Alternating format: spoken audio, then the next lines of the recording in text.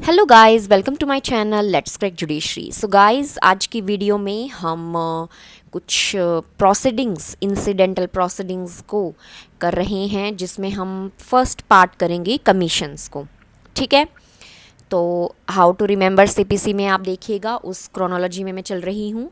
जो वीडियो है playlist CPC में देखिएगा, उसके अकॉर्डिंग नेक्स्ट जो हमारा टॉपिक होता है वो ऑर्डर 26 है कमीशंस को लेके, और ये सेक्शन से भी डील करता है 75 से लेके 78 तक।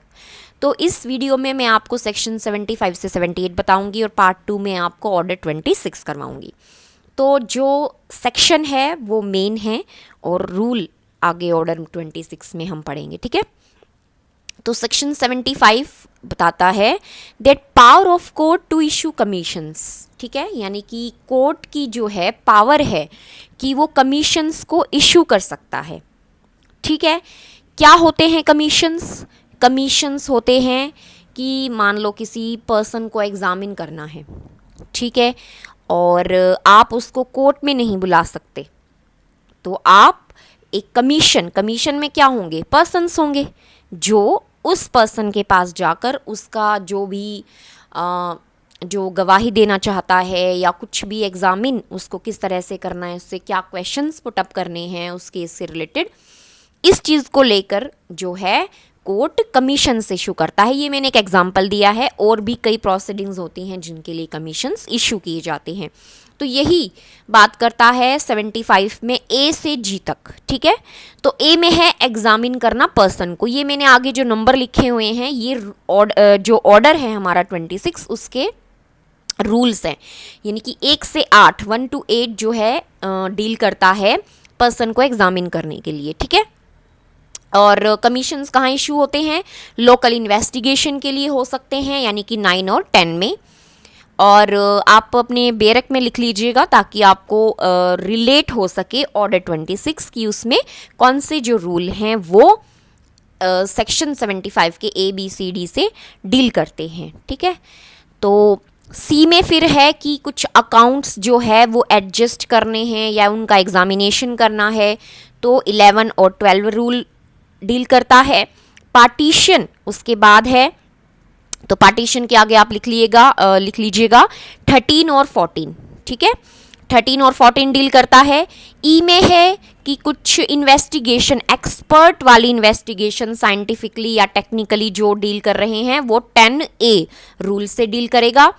और कुछ सेल करवानी है प्रॉपर्टी की, यानी कि सूट पेंडिंग है और प्रॉपर्टी ऐसी है कि उसका डिके हो जाएगा, तो उसके लिए जो है रूल 10C, ध्यान रखना 10A के बाद 10C डील करेगा इसमें। और 10B में क्या है? Ministerial act.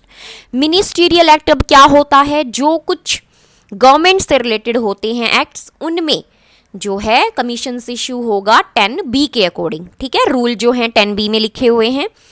उसके बाद है सेक्शन 76। अब चलो आपने कमीशंस कोर्ट ने इशू कर दिए हैं, लेकिन दूसरे कोर्ट में, यानी कि जो दूसरे स्टेट है वहाँ पे कोई भी कोर्ट है, आप वहाँ पे भी कमीशंस इशू कर सकते हैं। तो फर्स्ट सबसेक्शन कह रहा है कि कोई भी कमीशन केवल एग्जामिन करने के लिए पर्सन को, इसे अंडरलाइन कीजिएगा, हमने ऊपर कई सारे कमीशंस जहाँ पे इशू होते हैं वो पढ़े, यहाँ पे केवल बात करता है एग्जामिनेशन ऑफ एनी पर्सन, यानी कि आप पर्सन को एग्जामिन करने के लिए किसी दूसरे स्टेट के कोर्ट में कमीशंस इशू कर सकते हैं। बस एक कंडीशन है, हाई कोर्ट नहीं होना चाहिए, वरना कोई भी कोर्ट हो सकता है। ठीक है, सेकंड में फिर क्या कहता है कि कोई कोर्ट जो रिसीव कर रहा है कमीशन एग्जामिनेशन करने के लिए, जो दूसरे स्टेट का कोर्ट है वो रिसीव कर रहा है, वो उस पर्सन को एग्जामिन कर लेगा और फिर जहाँ से ये बताया गया था कि कमीशंस ऐसे इशू हुए हैं, मतलब जो जिस कोर्ट ने किए हैं उसको वापस भेज देगा एग्जामिन करके।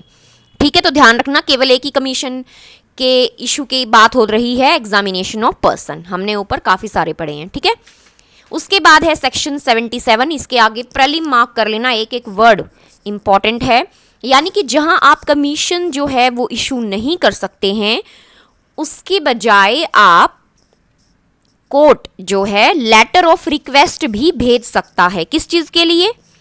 पर्पस क्या होगा? सेम, विटनेस को एग्जामिन करने के लिए। ध्यान रखना, पर्सन नहीं आया है to examine a witness. Prelim में क्वेश्चन आ जाता है इस तरह का कि टू एग्जामिन पर्सन विटनेस, तो आपको ध्यान रखना है टू एग्जामिन विटनेस। और वो पर्सन विटनेस कैसा होगा? जो इंडिया में ना रहता हो। तो वहां पे मे यूज हुआ है, तो कोर्ट कर सकता है दूसरे प्लेस पे जो इंडिया ना होके कहीं और रह रहा है, और किसके बजाय? In lieu of issuing a commission. Commission के बजाय क्या कर सकता है? लेटर ऑफ रिक्वेस्ट भी भेज सकता है। दो चीजें याद रखना इसमें। फिर सेक्शन 78 बात करता है कमीशंस फॉरेन कोर्ट में भेजना। ठीक है, commissions issued by foreign courts, यानी कि फॉरेन कोर्ट्स ने आपको कमीशन इशू कर दिया है। ठीक है, यानी कि जो भी आगे कोर्ट्स हैं, 3 तरह की बताई गई हैं यहाँ पे, उन पे एग्जीक्यूशन रिटर्न जो भी कमीशन का होगा वो अप्लाई हो जाएगा। यानी कि मान लीजिए कि किसी ने, दूसरे कोर्ट ने, फॉरेन कोर्ट ने आपको भेज दिया इंडिया में कि भाई जो ये कमीशन का जो भी हमने पर्पस 75 में ऊपर पढ़े हैं उनके अकॉर्डिंग, ठीक है, और अब आपको जो भी रूल होंगे यहाँ वाले रिटर्न का और जो जैसे उसको एग्जीक्यूट करना है वो लग जाएगा। कौन कौन से कोर्ट होंगे देखिए? Court situate in any part of India, यानी कि इंडिया में ही वो पार्ट है जो भेज रहा है, लेकिन वहां पे प्रोविजन एक्सटेंड नहीं होते। कौन से प्रोविजन? सीपीसी के। ओके।